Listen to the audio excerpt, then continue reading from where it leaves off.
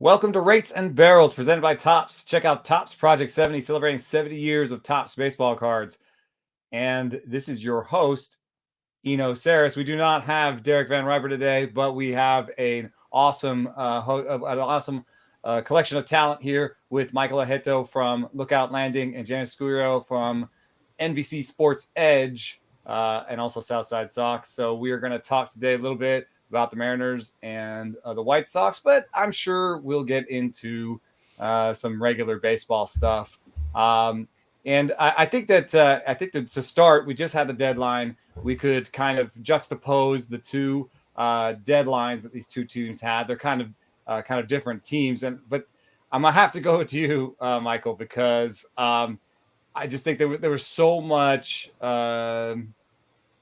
talk, and there was so much like rancor about the Mariners deadline. But my question for you is like, don't you think that the Mariners got better for this year after that deadline, even though like maybe sending Ken Graveman out as the first move kind of made it seem like they were selling. I mean, they seem better, right? Like Diego Castillo's pretty awesome, even at 96 instead of 97. I don't know. Yeah, I never really doubted it once we saw Graveman go. I was really hyped to get Toro because actually you're the one that put me onto him as a peripheral prospect or prospect of the week, I think in 2019 or 2020. So I've been on him for a while now, and I mean, I was surprised that was the return, but I knew that Dipoto wasn't going to just send out Graveman and just be done with it. Yeah, he's Dipoto, right? Yeah, right.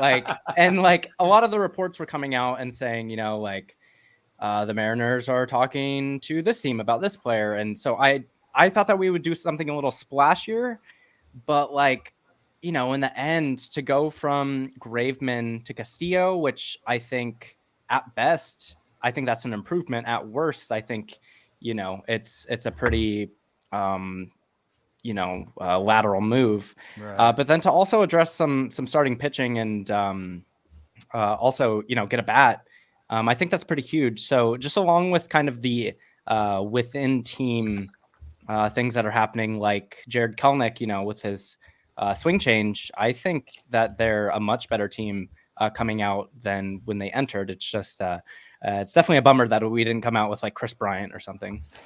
Yeah. But I mean, I guess there's some realism with just about how the projections had you guys is how likely of making the postseason, and also just the difference between being like a division leader and being in it for the wild card, I guess. One thing that strikes me as interesting, and I don't know if you guys have like total spin rate, like you're just like totally tired of talking about spin rates, but Graveman was a guy whose spin rates declined. And then you have Castillo, whose velocity has declined this year compared to the last one. So I think it's just interesting to have those guys kind of one going one way and the other going the other way. How angry should they be in Tampa? I mean, they're like in it for the division and they just traded away their closer. But I guess in Tampa, everyone just expects it. Should Jerry have like gone to the players and explained this before he did it, or was there anything they could have done because the players were pissed? yeah, oh man, that was a pretty bombshell of an article at the Times. I mean, I don't really know how you go about it, because if you go to Graveman and you say, "Hey, man, like, I just want to be up front. Like, I think a lot of teams are asking about you, and we just want to be open. Like, there's a chance that you get traded."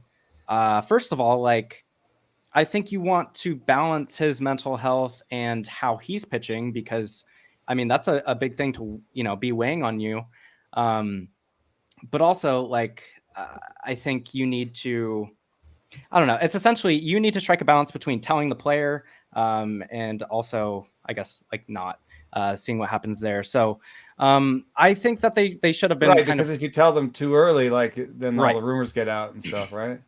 And you don't want the player to find out from the media, but like, things happen really fast. And I heard, I don't Apparently, I've remember. been asking around. I think it's more normal now to hear from media or Twitter than to Oh, hear really? from your team. That's the norm Yeah. now.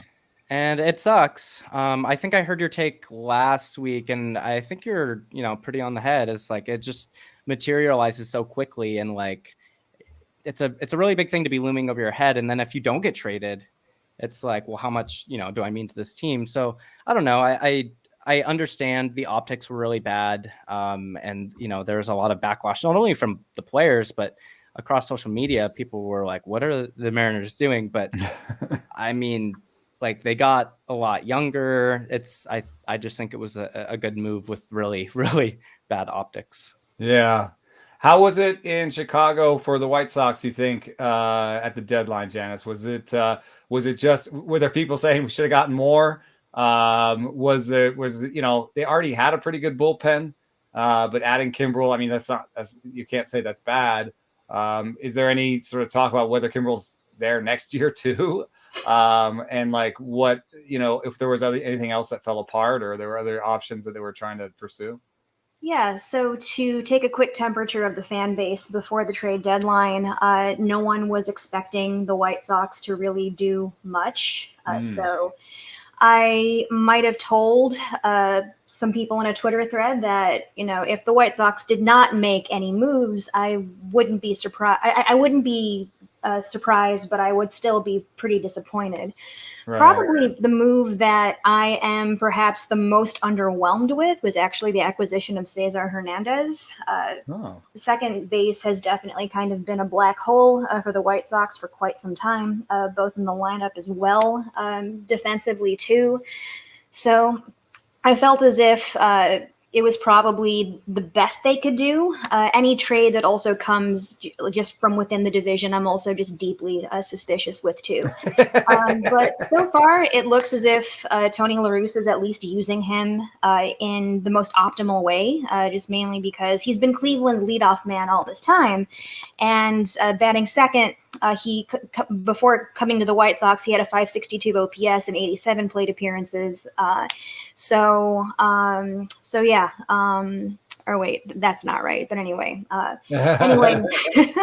he's had that recent power surge, so I could see him fitting a little better second in the lineup or third even. But that's very true. And even just in the short tenure with the White Sox so far, he's been doing pretty well. So I feel as if at least on the defensive side, that's definitely an upgrade. But with Kimbrel, though, I feel as if that was the trade that just knocked me just on my behind. I was not expecting that to happen. Really surprising, I thought. Yeah, it was very surprising too, and the return also too, I felt was fair. So Nick Madrigal, and Cody Hoyer.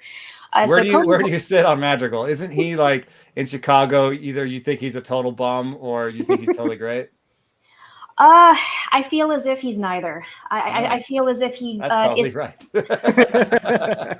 He has come through in some clutch situations. Probably the big inside joke for quite a while was that when will this guy ever hit a home run? And he ends up hitting two.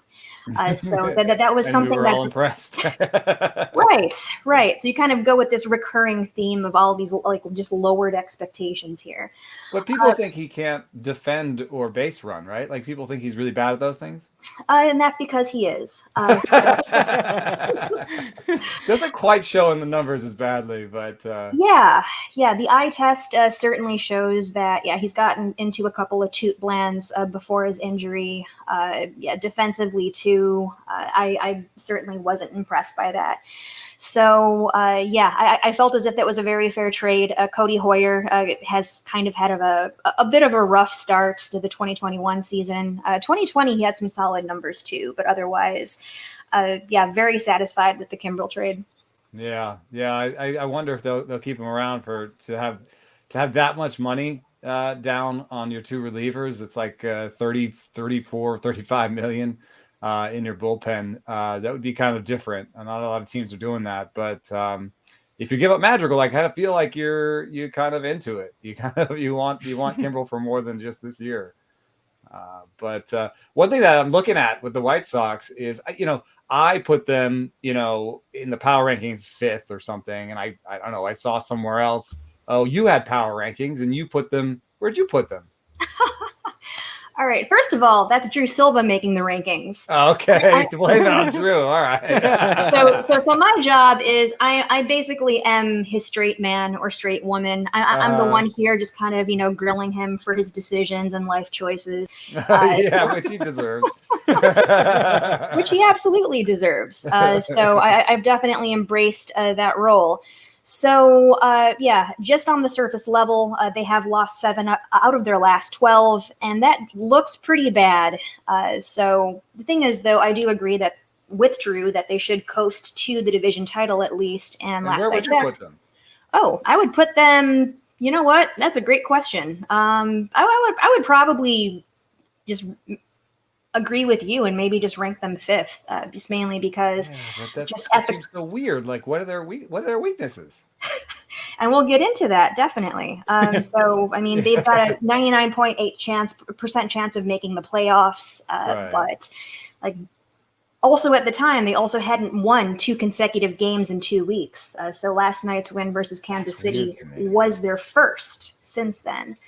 So, there's been some games lost via the sputtering offense. And I know, you mentioned weaknesses, but there's definitely a lot less parity in the AL Central. The White Sox have just been the strongest team in that division for a while now, and it's not even close. Like I mentioned before, intra-division trades, I'm deeply suspicious of.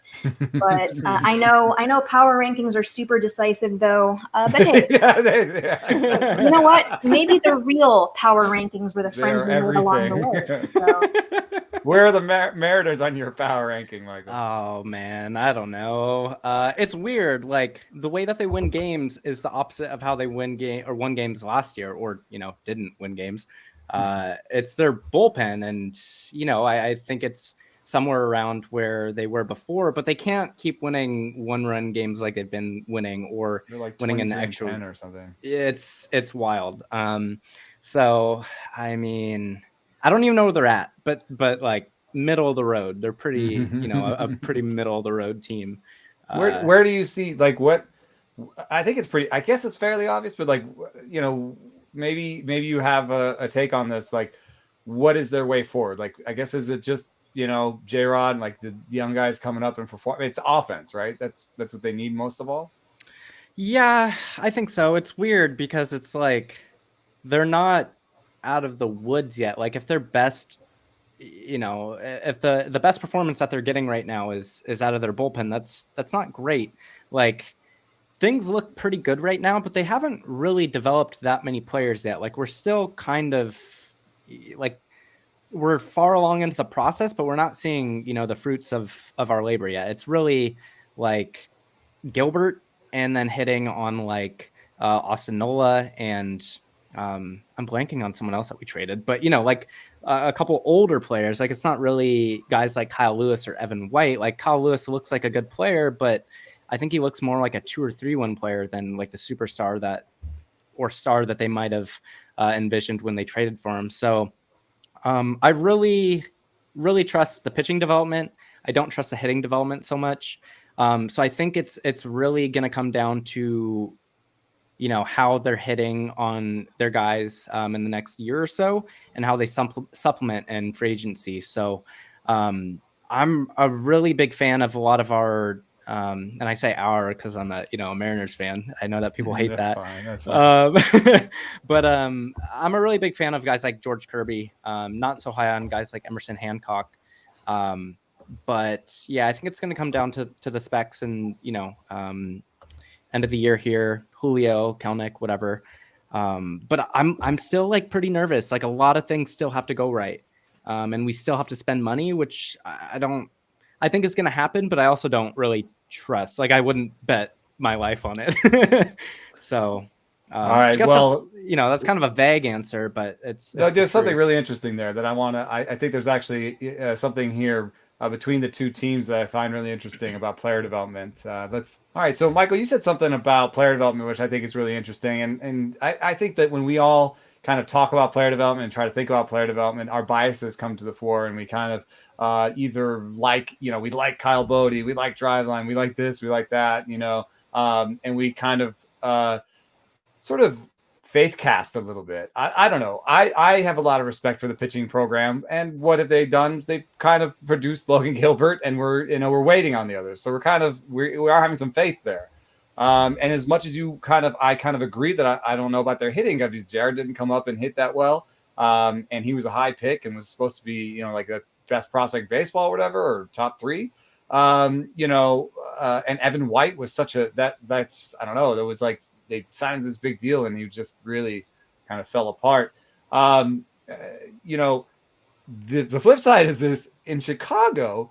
Most of the people I talk to are like, oh yeah, player development in Chicago is a real problem.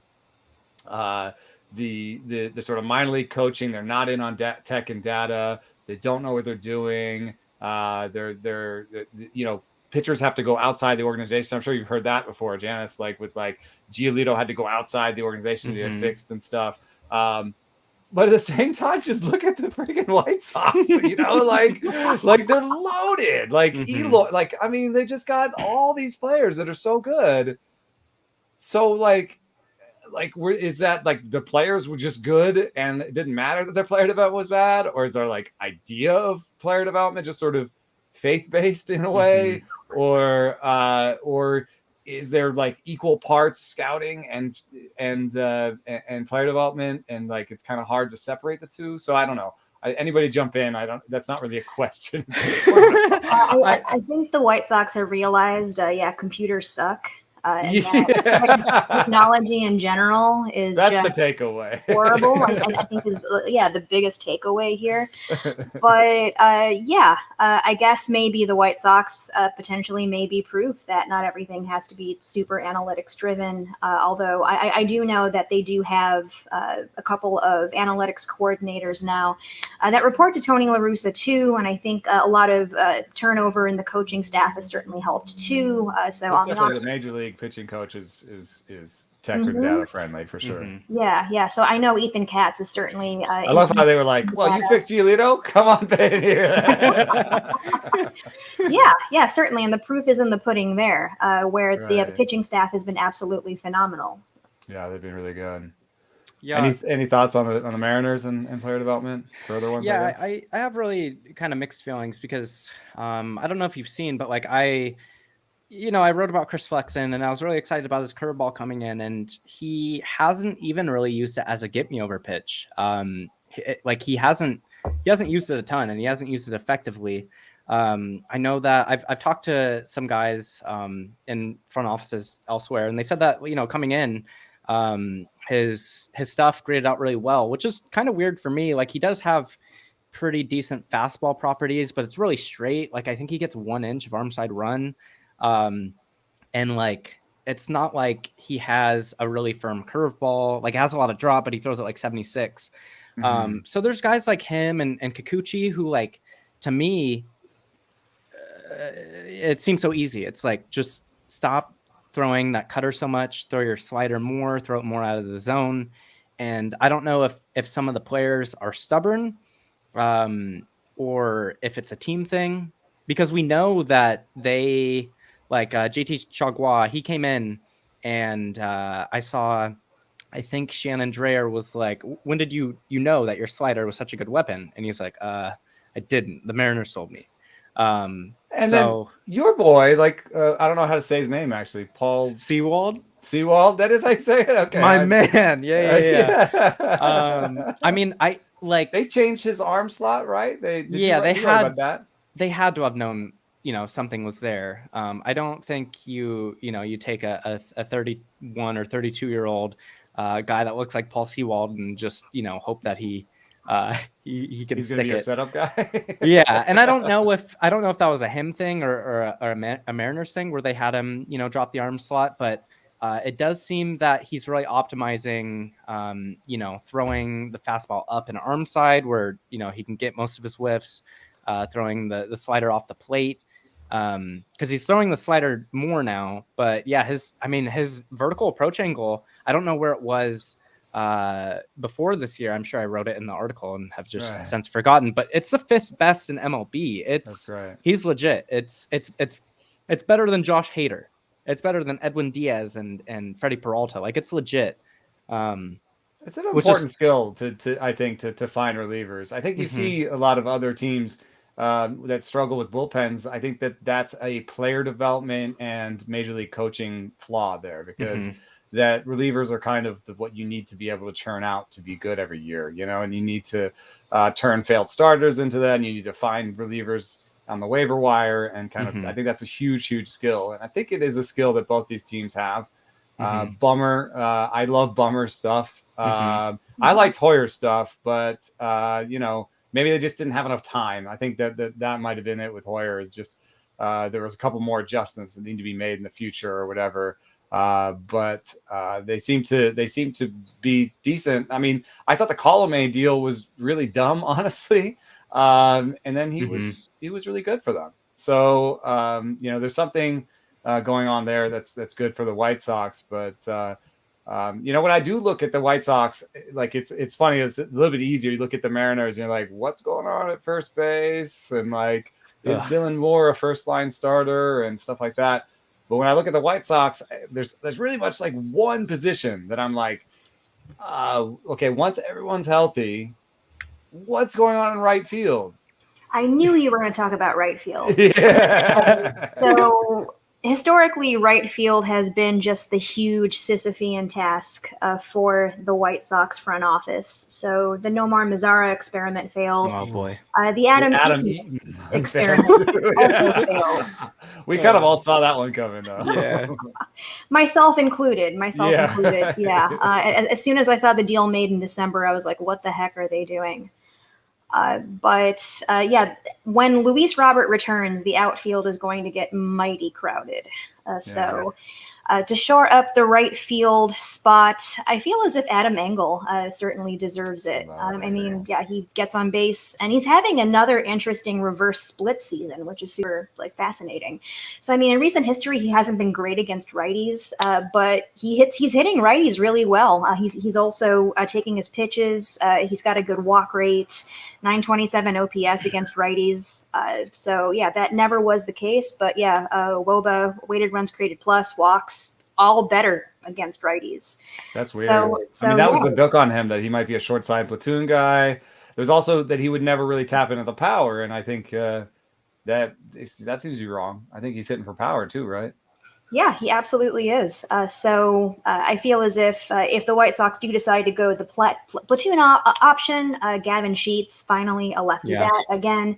Yeah, tell me about him. Is he just one of these misses a ton big boys that hits the ball out of the yard? Is that am I getting it right? So there's a long-standing joke that the White Sox have so many of these first base DH power bats, and that's sort of true. So Gavin Sheets is certainly one of them. In the short time he's been up, he's hit 6 homers and has an 807 OPS in 26 games. That's ridiculous. That's awesome. Was he hitting like 150 or something?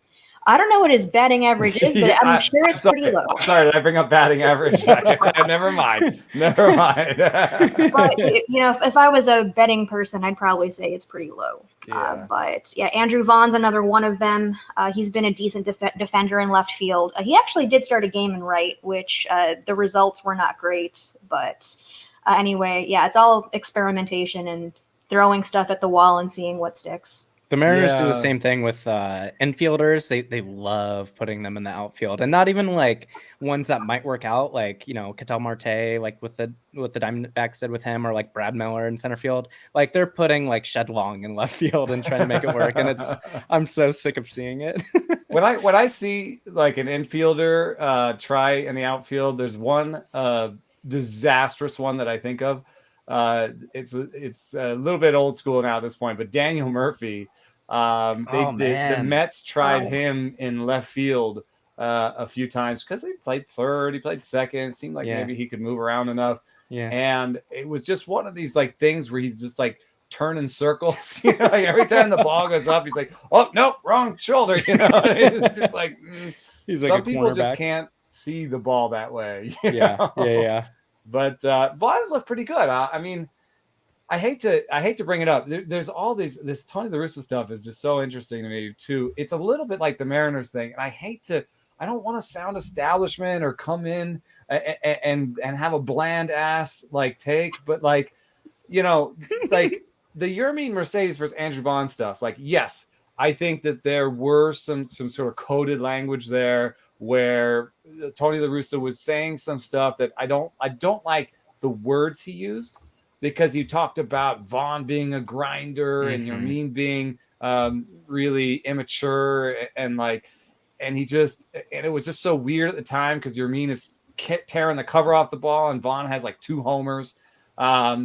But in some ways, I think what he was talking about, like, has borne out a little bit. Like, was La Russa a little bit right?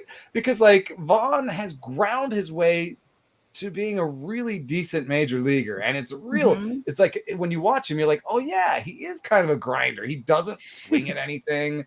He's like always kind of thinking, and he's gonna find a way to hit 18 or 22 homers or something, and be better than people thought, and be a league average major leaguer. And Yermin, they found a hole, and they exploited the heck out of it, and he didn't really adjust back. And then the worst part is when you get a taste of the major leagues, you go back down, and then you're just like, oh. I talked to Chris Bassett about yesterday, actually, where it's like, it's just the worst feeling in the world, because you got the major league paycheck and you were going to major league cities, and now you're headed to Modesto or Raleigh, and I'm not talking, sorry, Raleigh people, or sorry, Modesto people. I went to a great bar in Modesto, and I went to camp in Raleigh, whatever. But what I'm saying is, as a guy who was in the major leagues, it's definitively not the major leagues. And so you kind of feel just really, so I feel, I don't have a question, and I'm sorry, but like, it's like, it's one of those things where like, I think that when we're in the media, or on Twitter, we have these really one-sided views of things. But then when things play out, you're like, oh man, all these things are true. Tony La Russa used some coded language, but Yermin didn't react well to some adversity. But he also, that's like the worst situation to be in, to be sent back down and be looked over after you had some success. And Vaughn is a grinder, but yeah, he's white. But it's like, it's like, I just think it's super complicated. I think maybe the only thing to take away is maybe Tony watch, kind of think about your words, know what these coded words are.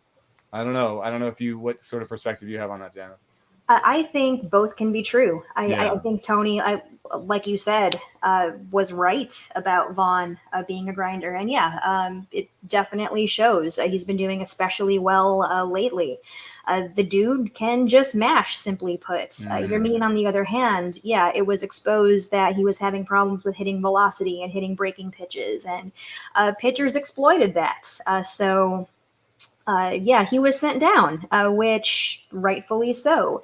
But of course, as members of the media, as fans, the optics weren't great. So on surface level, he's using all this coded language. He's just describing Yermin as just being this immature player that has so much to work on. And I'm like, he's right, but certainly he could have phrased things a little bit more a little more carefully than he did. Well, and to not only not support him, but be like, if they throw at him, that was just awful. Yeah, it's just awful. How do you do that with any player? It shouldn't, it's your player. That was puzzling.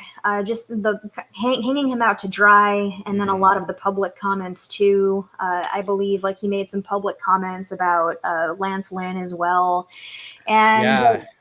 Since then, it's been quiet. So I'm hoping that maybe, the White Sox PR folks maybe pulled him aside and said, "Hey, Tony, look." I don't know, man. This ties into Tony La Russa has a long career of winning and being good at his job for the most part, but also of picking favorites, blasting players in the media. And so it's kind of amazing to me. I think there's a stat out there that he's managed in 2.5% of all the baseball games that have ever been played. That's so wild. That's... Well, who was it that called him out in the 90s? It was a player of color that said that he plays favorites, and I think then it's been going back really far. I think Ron DeFleur and him had a really big falling out in the 80s. I mean, I forgot. It was someone who stopped short of calling him racist, but I think more recently it was like, yeah, he's kind of racist. Yeah. So there's been some run-ins. There was the whole like the kneeling thing he didn't like, and he kind of used some problematic ways to describe that. So I don't know. I think the Chicago's kind of fascinating that way. Where like I think there's another universe where this went totally differently. You know, where like maybe the injuries were in a different order, or Rodon doesn't break out. You know, maybe Cease kind of maybe Cease regresses, or I don't know. And then it could have all kind of just started tumbling in a different direction. He could so on Earth 2, Jimmy Cordero doesn't get his forearm strain, and he ends up just like garnering all the saves instead of Liam Hendricks. And and Tony La Russa is fired 2 months into the season. I mean, I went on record saying that I thought that Cease was kind of cooked. Like I thought he needed to do like the Corbin Burns thing, where like he needed to throw a sinker because, I mean, he's completely stopped cutting his fastball at this point, right? I know it was a big problem in 2019, less of a problem in 2020. I haven't looked to see how much definitely of improved his command. I mean, what I've heard is that he's staying back a little bit. I don't know. It seems like a cat's miracle to me.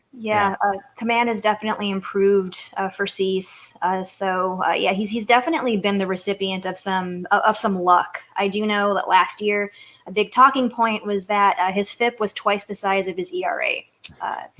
And so one big problem with Cease is that he also gets to 3-2 counts a lot. And sometimes the count fun to watch. Sometimes.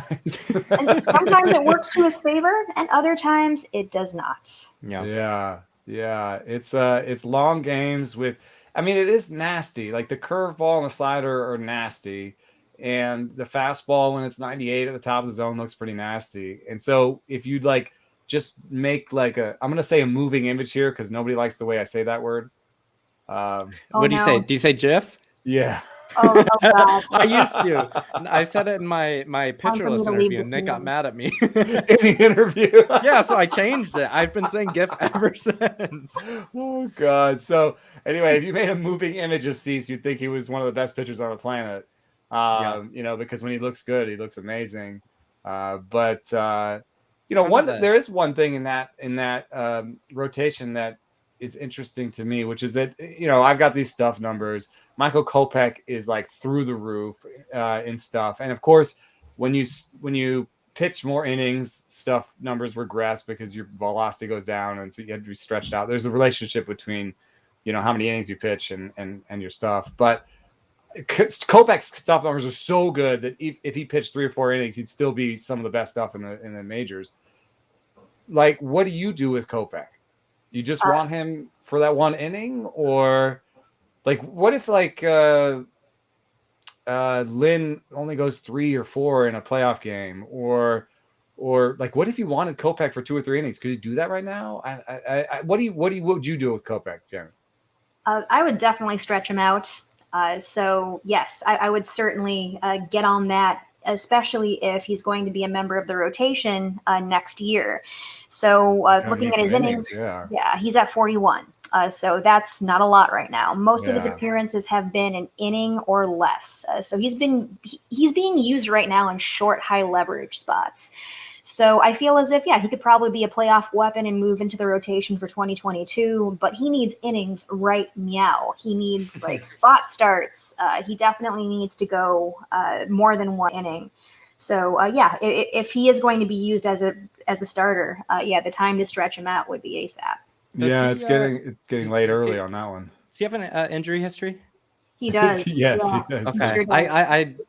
I don't know. I mean, the last time Tommy John, and then it was a long recovery, I think, from Tommy John too, where like there were some setbacks, or no, he just pieced out of 2020.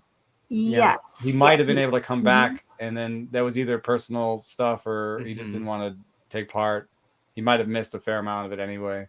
I mean, he doesn't lose velo after. I'm looking at it right now, like after 2 innings. I don't know about like 3 or 4, because he hasn't done that much. But I wonder if you I think it's a little bit risky, but I wonder if you throw him in like that 2016, 2017, like Chris Davinsky role before he kind of fell off, like where he's going multiple innings, why I asked about the injury history is because it's kind of murky. Like I think you don't want to do that Astros- too long. Like if you give a Yeah. guy 80 innings 2 years in a row, Yeah. like the outcomes are pretty bad. So Right. Like Chris but Davinsky. Janice is right too. Like Davinsky himself. Yeah. Or who's the guy that the Yankees pitcher everyone talks about that Chad Green? No, the guy that got ruined by Tony anyway.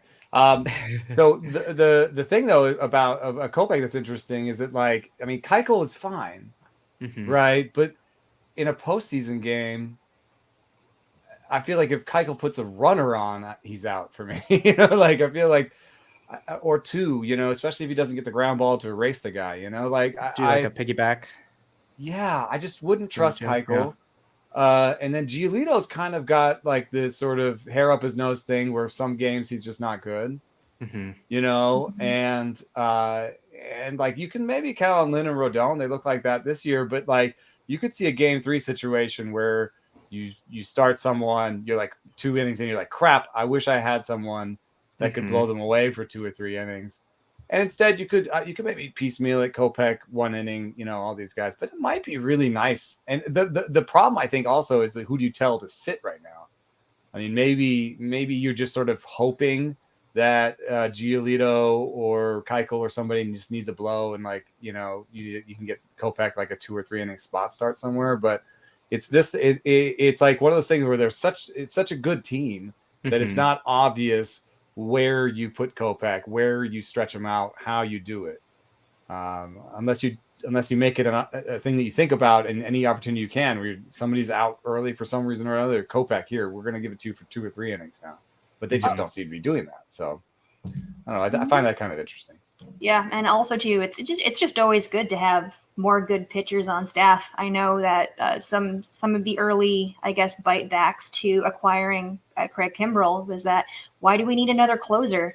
And I was like, maybe having 2 good closers is a good thing. Oh yeah, I mean, if you could get a guy to go 6, to go Kopech, Hendricks, Kimbrell, or I mean, God, yeah, mercy. Good luck, good night. Yeah, and they're going to be a division winner, it looks like. So, I mean, everything looks pretty good in there. All right, one of the things that that doesn't make any sense to me is you say Kikuchi, and I watch him and I'm like, he's good. I think he's a good pitcher.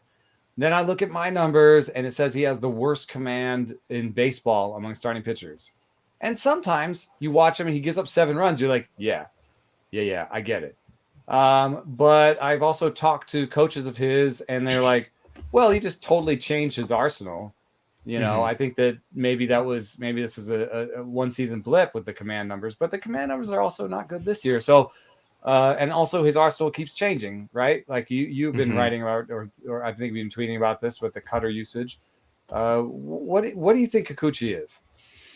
Fascinating. I think he's the greatest example of someone who's not pitching to his strengths. Like I said earlier, I think it can be as simple as taking the cutter and throwing it less, because he throws it more than his four-seam fastball. And I think some of that is because of his command. And I remember he's when he came over, reaching back to throw that four seam as hard as he can, right? And so it's kind of scattershot. Right. But even when he was throwing, 91, 92, whatever, like a couple years ago, his command wasn't great. I remember when he came over, I mean, first of all, his command was supposed to be like 45 grade-ish. But I remember seeing, I was starting to dabble with like baseball savant queries back then. And I noticed that his like called strike percentage, on pitches in the zone, taking pitches in the zone was really low. And so I kind of just chalked it up to either, he'll regress towards the mean, or maybe it's his catchers, because he didn't have good catchers back then. But he's had guys like Austin Nola, Tom Murphy catching him, and his numbers haven't gotten better.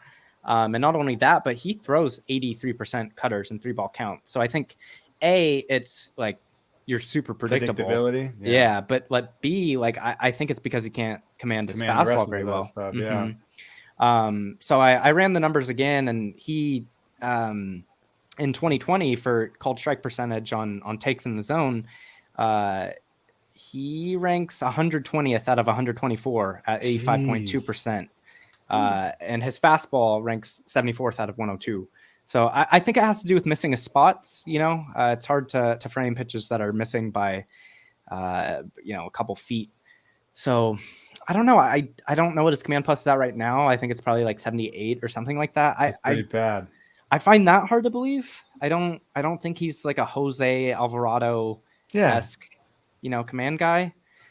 He's not the Nelson Lamet. Like he's not like he's not a power guy that just has no idea. I don't know. It could be wrong.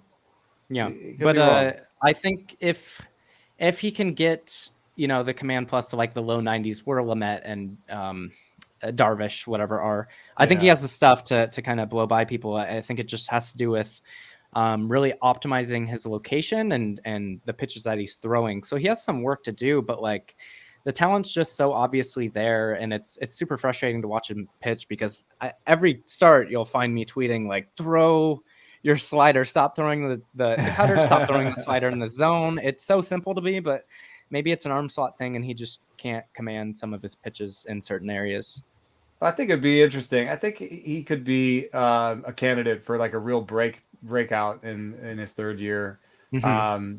In his third year with this new stuff, I feel like this, he's had this for 2 years, he's had this higher velocity and this new pitch mix. I feel like a third year, just really getting comfortable with where he can miss, where he can put things.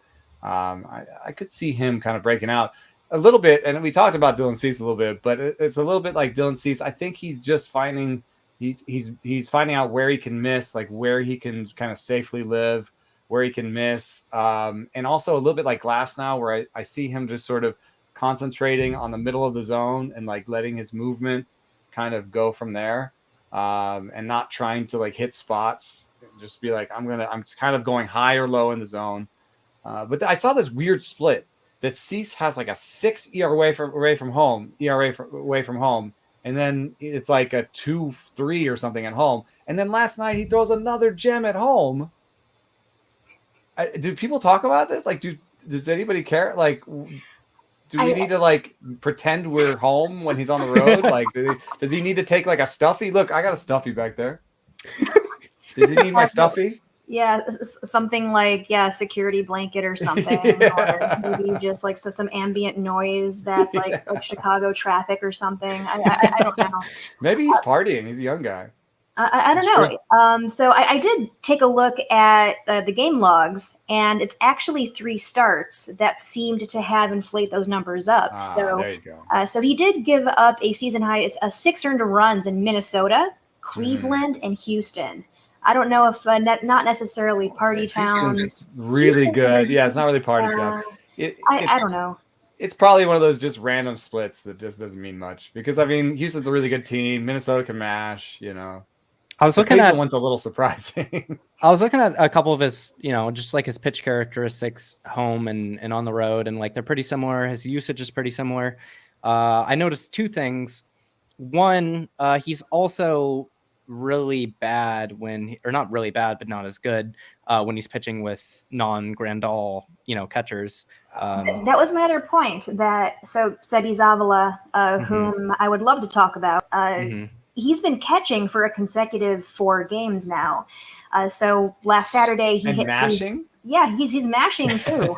So he might as well just be the new backup catcher. But he's been known for his good game calling, not necessarily his bat. So we're definitely seeing like a complete 180 where we have this fantastic defensive catcher and someone who can't hit. But of course, we were definitely willing to give him the concession and being like, okay, so I mean, if he works well with our pitching staff, all right, whatever. That's a hole in the lineup, but we can address that later on. And now he's mashing. So now we're getting the best of both worlds. So, I mean, if this lineup was dangerous to begin with, it's just gotten even more frightening. But framing wise, like, I guess Grandal is kind of, almost GOAT level. Like, he's one of the best framers. And I don't know. Do you know much about Zavala? Is it Zavala? Zavala. Zavala. Sebi. What a name. I love it. Right. Obviously there to trip me up. But do we know if he's a good framer, or maybe that's some of it, because Cease doesn't have the great command, so maybe Grandal would steal him some strikes that Savala's not necessarily stealing him. I don't know.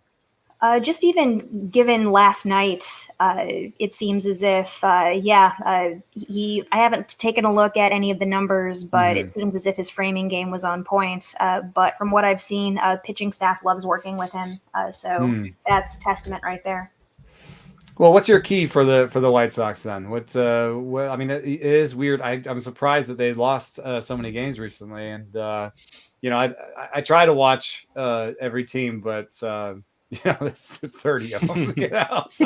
So what do you get from watching them more often than I do that they need to sort of right ship to going into the playoffs? Yeah, just even watching some of the games in which they've lost, it's definitely kind of a feast or famine situation with the offense. And the team just somehow finds themselves in these like really weird, mysterious, like lineup wide slumps. So I don't know if maybe we need to burn some sage or something. But like last week, Mike Minor just carved through the lineup. So like 20 swings and misses. It was a ridiculous performance. And I mean, the White Sox typically hit lefties pretty well. That was definitely the case last year, but that's kind of dropped off in 2021.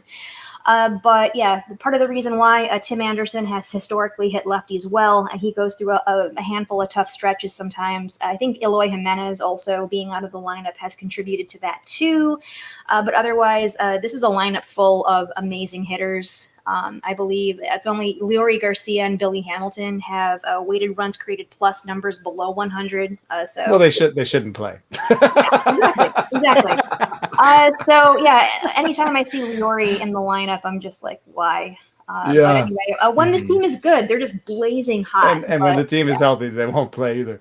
But I was expecting maybe to see more strikeouts. They are about dead even for the league for strikeouts, and I think you're right that some, like Eloy coming back, should, I think, help that. He's like right around league average. He's probably going to replace somebody that's striking out more often than he is. And I just don't see this as a team that I don't know, like who strikes out the most here? The Rays. Ooh. The Rays strike out a ton, and I think you will see them struggle to score runs in any given series where they're striking out a ton. So I just don't see that as being as much of a problem for the White Sox. Give me something on the Mariners down the stretch. What I guess they just need to keep the magic going, or what? How do you feel about what they need to do at the end of the season? Yeah, I refuse to lose. I think it's really about a lot of the kids, which feels weird saying I'm like, I turn 27 next month. I'm not that old, but Kelenic, like I said earlier, he looked really bad. Like there's no doubt about it. He looked awful. What was the swing change? What did he change? So he was in this little like crouchy kind of position going into this year in spring training, where he had this little rock that he did. And someone kind of posited that after seeing a lot of, low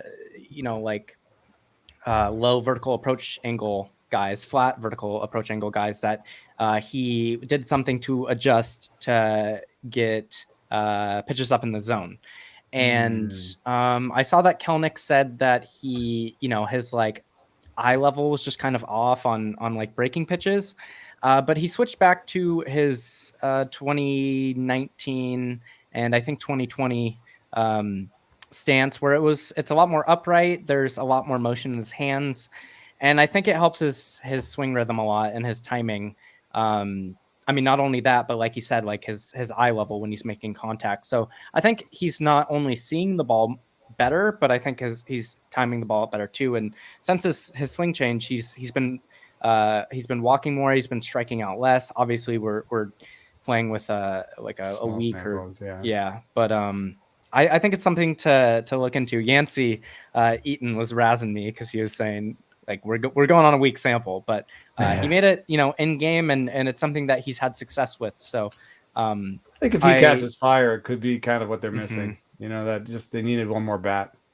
Yeah. So it's him, it's Toro, it's Ty France, and it's seeing if Tyler Anderson can give him something. So yeah, I think it's really just, you know, put up or shut up now. And lastly, I didn't have this on the rundown, and I apologize for that. I don't want to surprise you guys with anything, but I'm interested. I'm gonna just leave this open there as a kind of an open-ended question, and you can take with it. I just know that Michael's left Pitcher Lift recently and made some comments. So I just wondered if y'all had advice for the industry on inclusion efforts and just things that the industry can do better, things that you've encountered, things you'd like to see.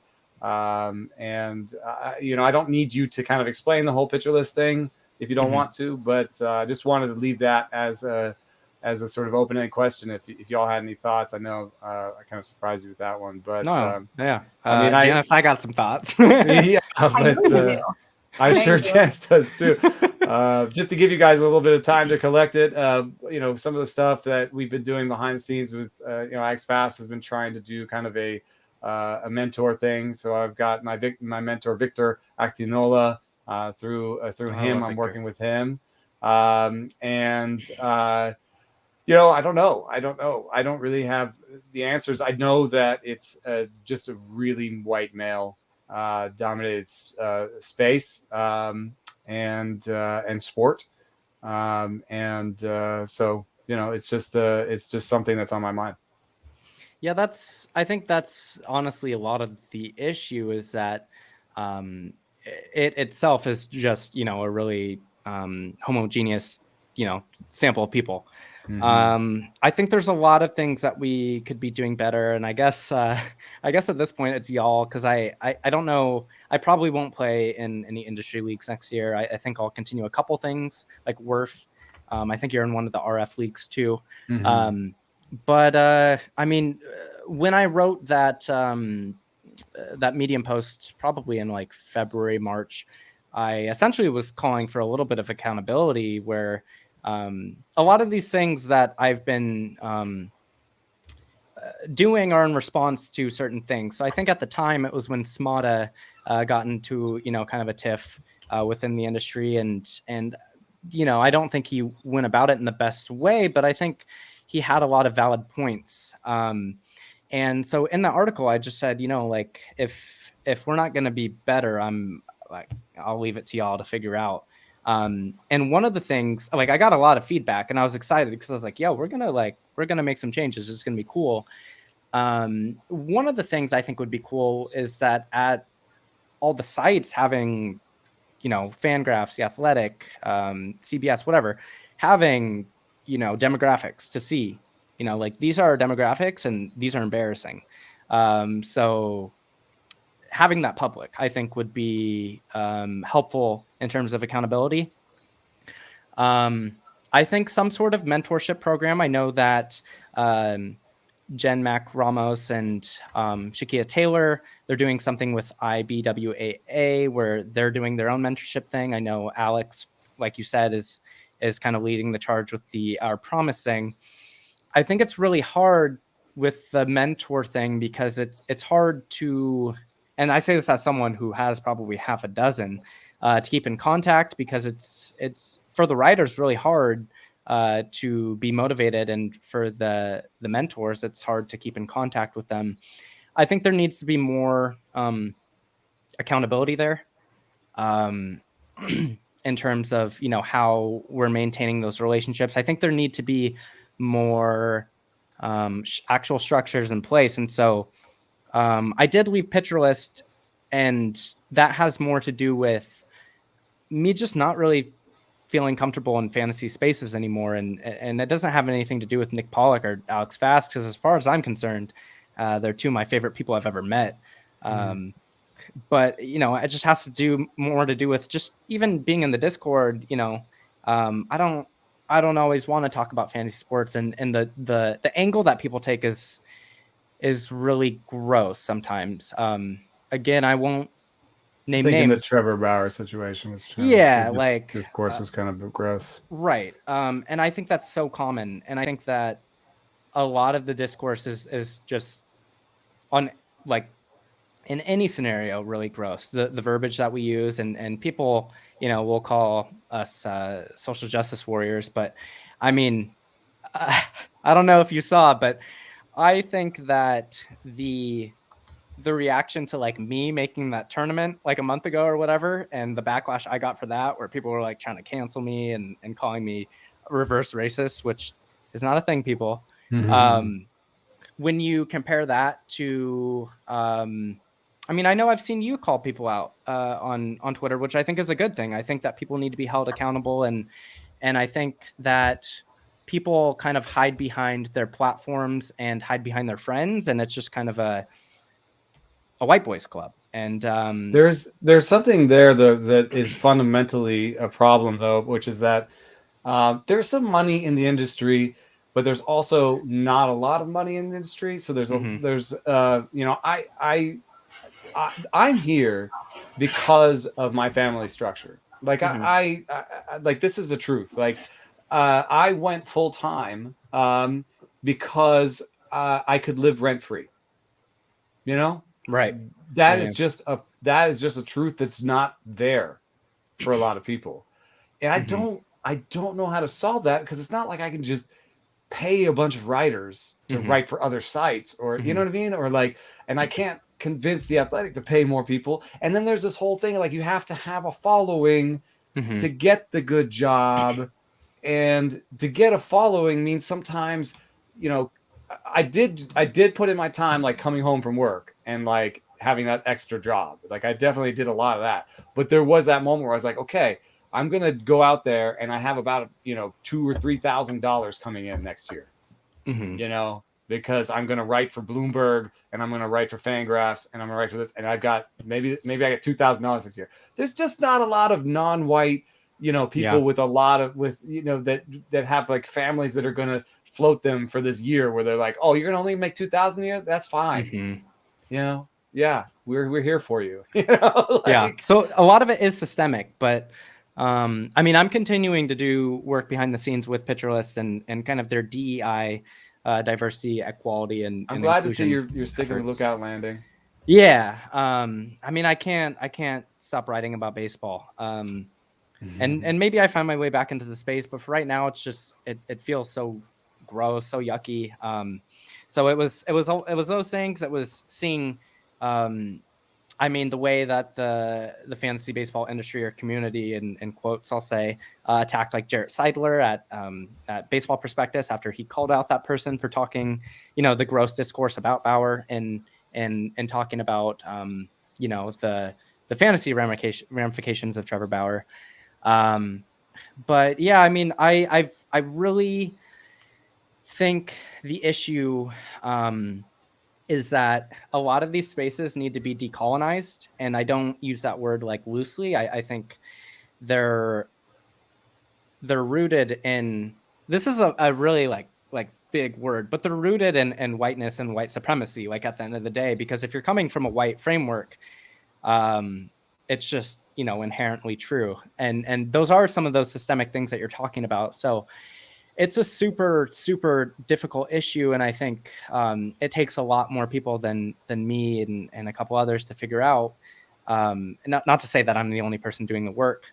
But man, it's so tiring, because it seems like every couple weeks there's something that's kind of beaten me down. And that's kind of why I took a step back, because it's really tiring to do the work, especially when I'm doing it for free. I'm a poor grad student. That's what I'm saying. I mean, that's a big part of it. We're not letting Janice speak, though. I want to make sure that Janice, go. Yeah, sorry. Oh yeah, no worries. No, Mikey, you are like really just like you're spitting, as the kids would say.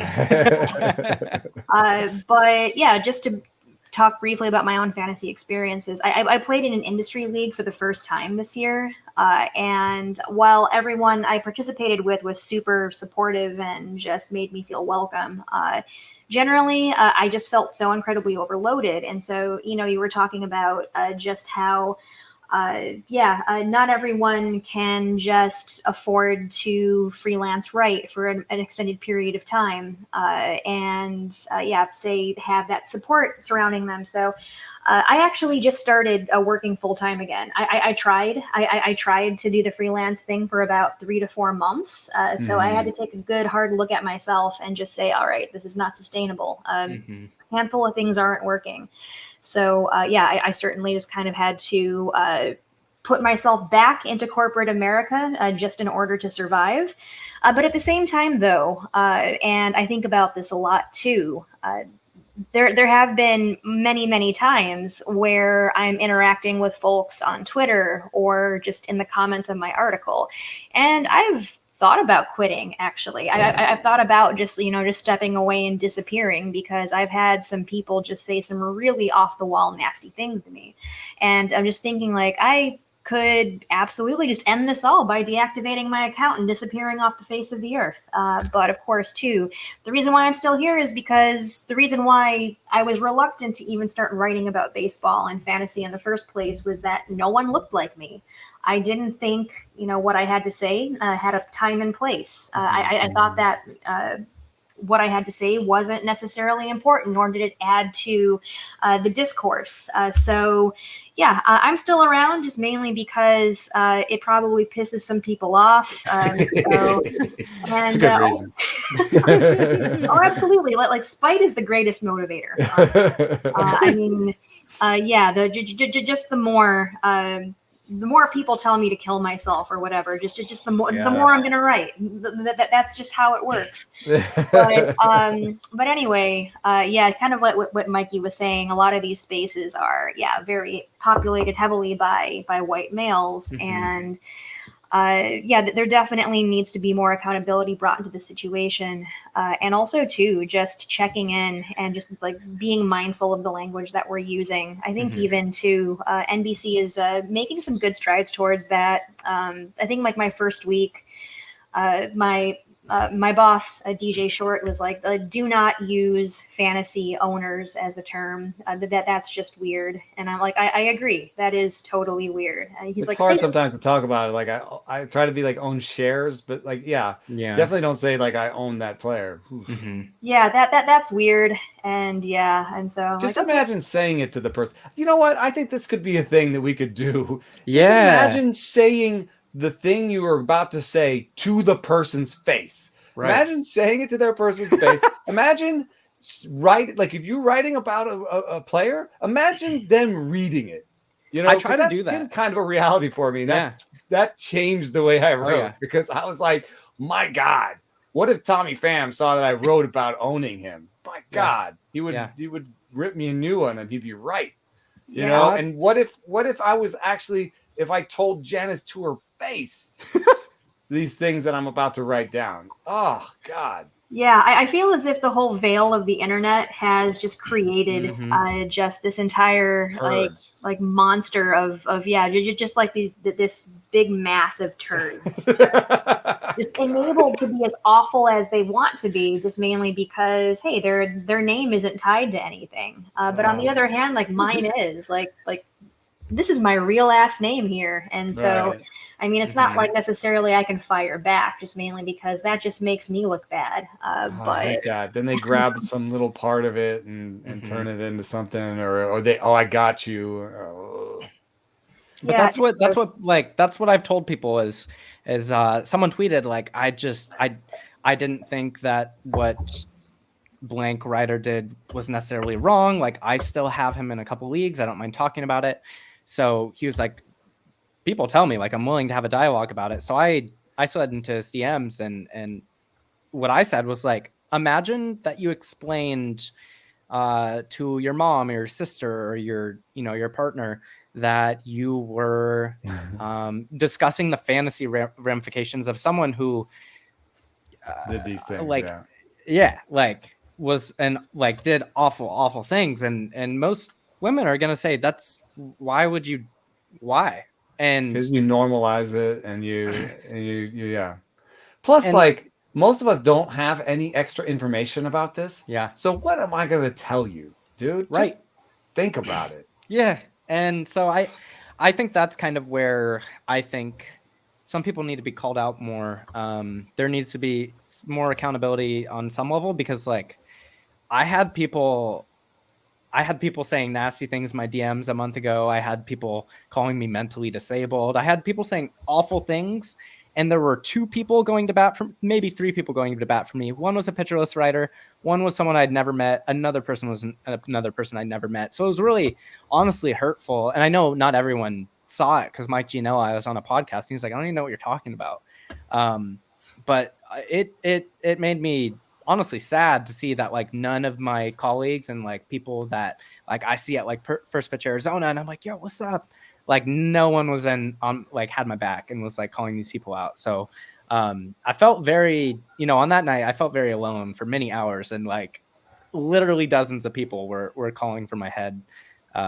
So yeah, it's such a bummer. Yeah, I mean, it is what it is. And the thing that I did making the tournament, I knew what I was getting myself into. It was not the greatest decision, but it was disappointing nonetheless. Well, accountability is interesting. I mean, that's sort of what we're talking about here, is like if you said the thing to the person's face, you would have accountability from that person getting a reaction to you. Maybe you slapping you upside the head. But... yeah, and it's like accountability. It's not cancel culture. So like it's saying this person who seems to be a good person and like has a wife and kids that he is very nice to, I'm sure, he did something that was wrong. And like that doesn't mean that he's a bad person, that we need to cancel him. It's that we need to tell him. Let's talk about what the wrong thing is. Let's talk about what the wrong thing was. Yeah, like you can separate it from the person. Let's talk about why it's wrong to talk about Trevor Bauer's situation like that, because we're normalizing it. And let's talk about that instead of getting into this big, well, I like him. Oh, I like that dude, and you shouldn't say that.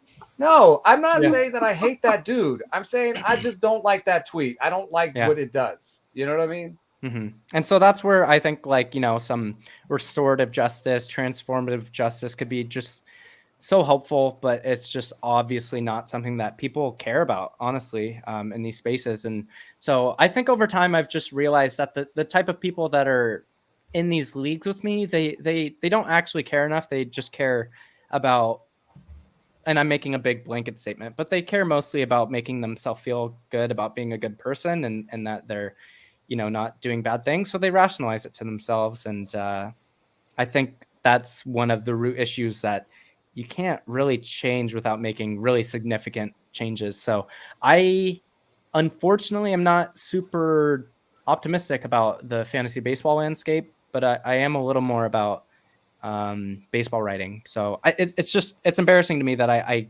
can count the amount of trans writers that I know on one hand, and I can't think of one indigenous writer. Like it's a huge problem. And it's, even though we talk about it a lot, it's not talked about enough. Well, it's been a pleasure talking to you both. I hope that we can hang out in person sometime. You are up in Seattle or Portland? Yeah. Seattle? And you're in Chicago, Janice? I'm in Evanston, so just a suburb directly north of Chicago.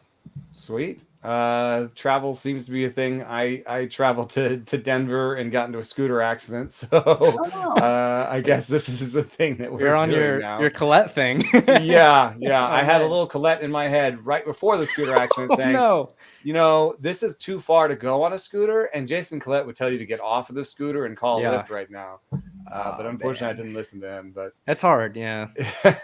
But hopefully, we'll see each other in a cool, inclusive place, someplace soon. And thanks for coming on. Yeah, thanks for having us. Yeah, thanks for including the end conversation as well. Yes, yeah, I appreciate that. Thanks a lot, guys. That's a wrap for us here at Rates and Barrels. I'm sorry, I'm not the regular host. I forget what DVR says. I think he says. Subscribe to The Athletic for, I think there's a 50% off deal right now where you can get all of our writing. And then I say, thanks for listening.